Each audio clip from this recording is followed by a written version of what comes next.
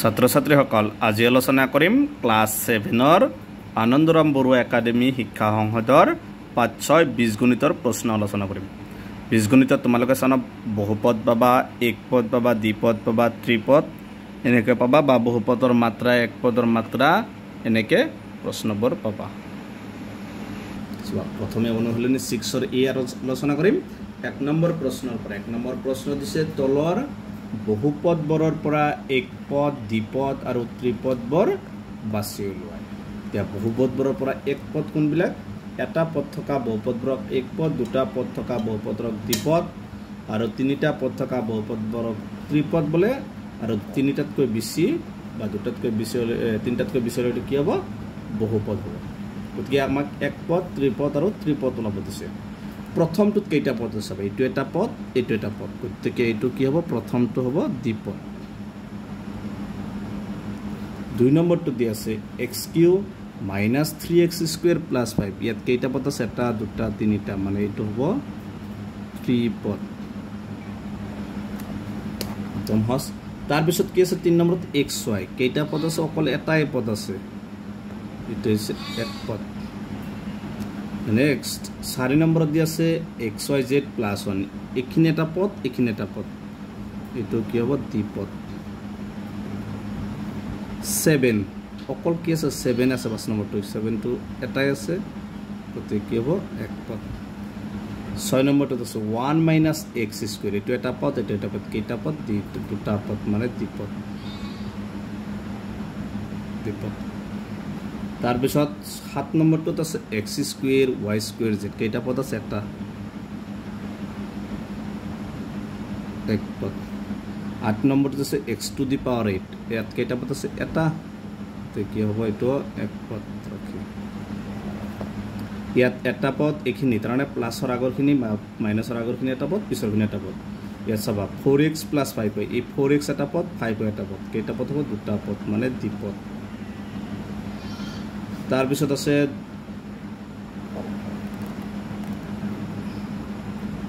10 নম্বৰটোত আছে 3/2x। এই 3/2x এটাই পদ আছে, মানে এইটো কি হ'ব? এক পদ। এইটো 1 - x + x²। এইটো এটা পদ, এইটো এটা পদ, এইটো এটা পদ। কেইটা পদ হ'ব? তিনিটা পদ, মানে ত্ৰিপদ। আৰু 7 নম্বৰটোত আছে 12 নম্বৰটোত আছে 11/5 x² + y²। এইটো কেইটা পদ আছে? চাবা, এইটো এটা পদ, এইটো এটা পদ। কেইটা পদ? দুটা, মানে দ্বিপদ। এইকেইটা হৈছে 1 নম্বৰৰ প্ৰশ্নৰ সমাধান। 2 নম্বৰত দিছে তলৰ একপদবোৰৰ মাত্ৰা ওলোৱা। এটা পদ দিয়া আছে, গোটেইকেইটাত এটাকে পদ দিয়া আছে। এই এক পদবোৰৰ মাত্ৰা ওলাব লাগে। চাবা, ইয়াৰ মাত্ৰাটো কিমান আছে? 2। গতিকে এইটোৰ মাত্ৰা কিমান হ'ব? 2। এইটোত কি আছে? x এটা আছে, y, মানে ইয়াৰ ওপৰত একো নাই, 1। এইটোতো 1 আছে, গতিকে কি হ'ব? 1 + 1 = 2। তাৰপিছত 3 নম্বৰটোত আছে xyz। কেইটা পদ আছে ইয়াত? এটাই পদ আছে, চবকেইটা এক পদ, মানে xৰ এটা হাত এটা 1 আছে, yৰ এটা 1 আছে, zৰ এটা 1 আছে। যোগ কৰিলে কিমান হ'ব? 3, মানে এইটোৰ মাত্ৰা হ'ব 3। এইটো 4 নম্বৰটোত আছে 2² x² y³, মানে xৰ ঘাত 2, মাত্ৰা 2, আৰু yৰ ঘাত 3 সমান কিমান হ'ব? 5। এইটো চাব, এইটো xৰ ওপৰত একো নাই, মানে কি 1 আছে এটা, গতিকে এইটোৰ মাত্ৰা হ'ব 1। ইয়াত চাবা xৰ মাত্ৰা কিমান? 1, আৰু yৰ মাত্ৰা 1, কিমান হ'ব? এইটো হ'ব 2 এনচাৰ। তাৰপিছত 7 নম্বৰটোত আছে অকল 4 আছে, মানে এইটো চলক নাই, গতিকে ইয়াৰ মাত্ৰা কি হ'ব? 0। 8 নম্বৰতো কি নাই? চলক নাই, ইয়াৰ মাত্ৰা কিমান? 0। চলক থাকিলে সেইটোৰ মাত্ৰা হ'ব, মনত ৰাখিবা এইটো। ইয়াত আছে 3/2, মানে এইটোৰো মাত্ৰা নাই, কি হ'ব? 0। তাৰপিছত আছে 1/2x। 1/2x অকল x আছে, xৰ ওপৰত একো নাই, মানে এটা 1 আছে, গতিকে এইটোৰ মাত্ৰা কিমান হ'ব? 1।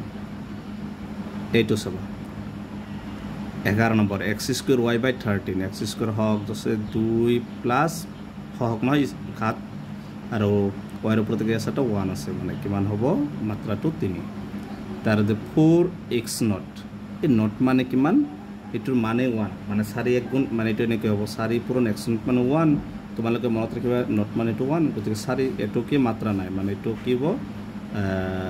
মাত্ৰাটো হ'ব 0 এটো আনসাৰ হ'ব 0 গতিকে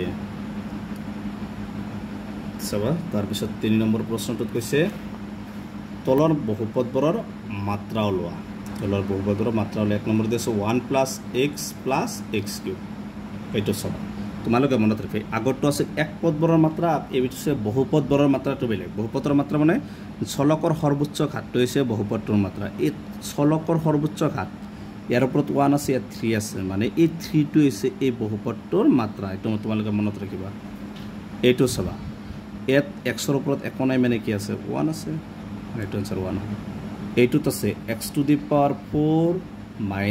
x² + 1/2 ইয়াত চাবা ইয়াত চলকৰ সৰ্বোচ্চ ঘাত কিমান আছে 4 ইয়াত 2 পাতে কি হ'ব ইয়াৰ মাত্ৰাটো 4 হ'ব তাৰ পিছত 4 নম্বৰটো দি আছে 3 + x² - x³ + 9x ইয়াত সৰ্বোচ্চ মাত্ৰাটো কিমান আছে 3 মানে ইয়াৰ মাত্ৰা হ'ব 3 সৰ্বোচ্চ ঘাত কিমান আছে 3 আছে গতিকে ইয়াৰ মাত্ৰা 3 হ'ব এইটো চাও 5 নম্বৰটোত 1/2 x² + 2xy ইয়াতো চলকৰ সৰ্বোচ্চ মাত্ৰা কি আছে 2 ইয়াৰ মাত্ৰা হ'ব 2 এইটো চাবা x² - xy + y² ইয়াত আছে দুটা চলক আছে গতিকে ইয়াৰ চলকৰ সৰ্বোচ্চ মাত্ৰা কি আছে 2 ইয়াতো 2 মানে 2 + 2 কিমান হ'ব এইটো 4 তো দুটা চলক আৰু মাত্ৰা আছে সমান সমানে দি আছে তাৰ পিছত 7 নম্বৰটো দি আছে 4x³ y³ - 11x² y² + 11x/2 ইয়াতো সবাই চলক আছে